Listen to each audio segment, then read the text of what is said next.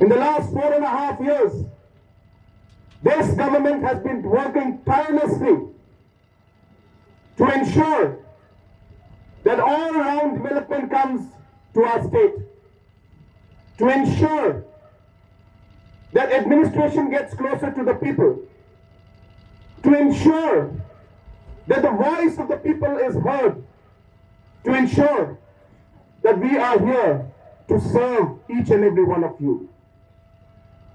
In spite of the COVID challenges that we had, in spite of losing 2 years of governance, this government has been able to do things that many governments in the past were not able to do. The kind of mobilization of resources, in spite of COVID, was done by this government, where expenditure has gone up more than 40% compared to what it was in the last term. In the last 4.5 years, in spite of having COVID, we were able to construct more roads than what was built in the last 20 years in the state. Where there were houses which did not get water supply, and only 4,000 houses has water supply in our state before we took over. In a matter of 2.5 years, almost close to 3 lakh houses today are connected by water supply. We were at the bottom when it came to vaccination and the safety of our children. But it is this government that ensured that vaccination would get priority.